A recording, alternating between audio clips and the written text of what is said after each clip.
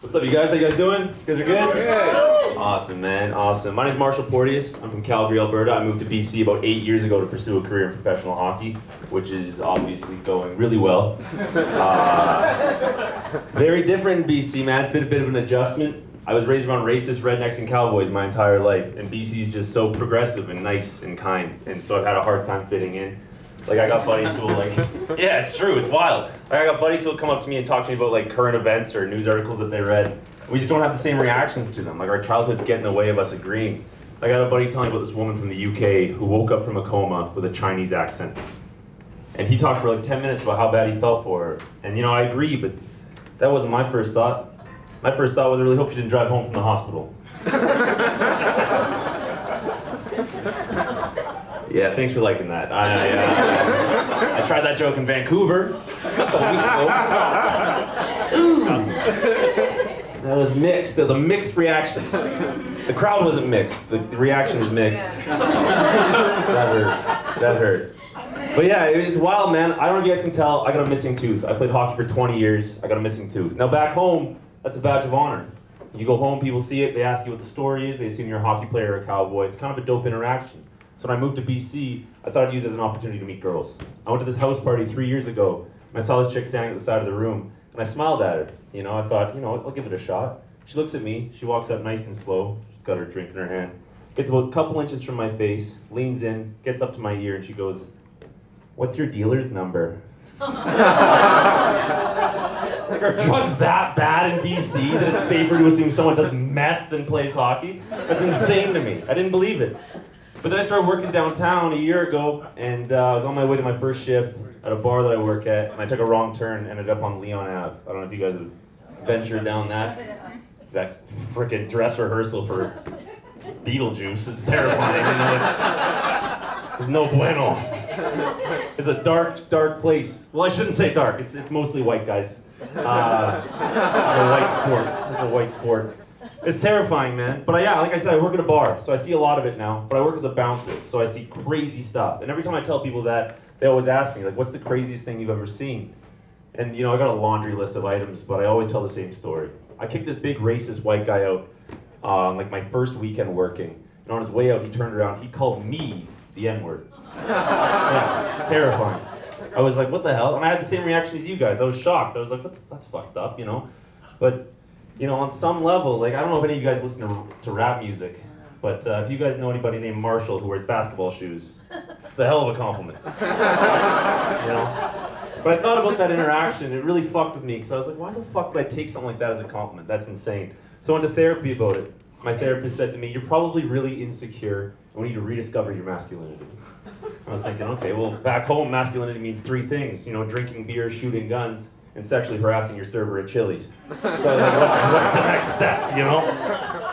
But she goes, no, what we're gonna do is an exercise where we look back on your life and think about all the times that insecurity ruined a really good thing for you. So we started with my ex-relationships. I thought about one night in particular where my ex and I were sitting on the couch and she'd ask me who my celebrity crush was. Now, couples in here, don't do that. It's bad for your health. Don't ask your partner that shit.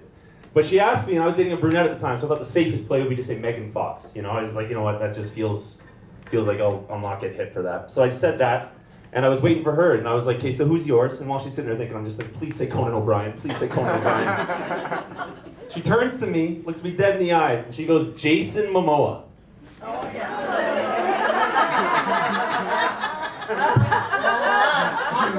Yeah. Not me, you know, like I look like Aquaman from like the 40s when they first drew him. Not the guy they got on TV now. Like, you know, that one hurt. That one really hurt. And for those of you not laughing, it's probably because you don't know what he looks like. He's this big Hawaiian guy with olive skin and tattoos, and I look like Ed Sheeran with a vitamin deficiency. So I wore that one on the chin. Anyway, we didn't work out, she and I. That ended. That ended. Actually, she ended up leaving me. She left me for another guy, and that really fucked me up. It put me in a really bad place. I ended up going to therapy over it. My therapist told me, she's like, you know, you should take some solace in the fact that when a woman leaves a man for another man, she's then twice as likely to do it to the guy that she left for. I was like, damn, you know, that helped me out. I took even more comfort knowing that she left me for a soccer player, because I know he was just as likely as she was to leave for another guy. I told that joke, thanks for liking that. I told that joke in Vancouver, and there was a soccer player sitting fucking front row, and he DM'd me after the show, and he asked me to fight. And, you know, I should have responded and just said, you know what, man, it's just a joke. Don't take it so seriously. I'm sorry that you took offense to it.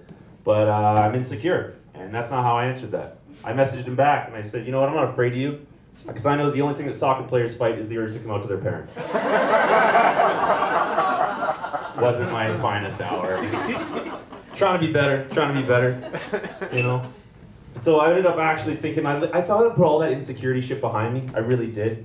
But then I was downtown at a bar, and ended up going to the gender neutral washroom to take a piss. Now there's 2 stalls and 2 urinals. I'm at the left urinal. Things are going okay. I'm the only one in the room.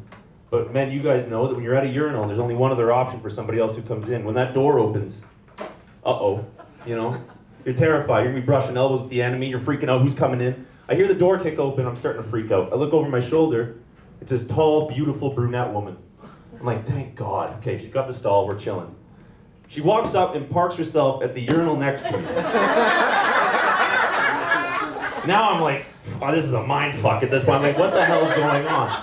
She lifts her skirt and drops out an absolute wrench. Like I've never seen it. Looked like she was riding a dead ostrich. It was the most... I'll never be the same. Now I'm not transphobic, but I am insecure. I saw that shit and I was just like, man, this chick's got twice the dick of me and probably doesn't even want it. I'm like, fuck this, I'm going to the sink. So I go wash my hands.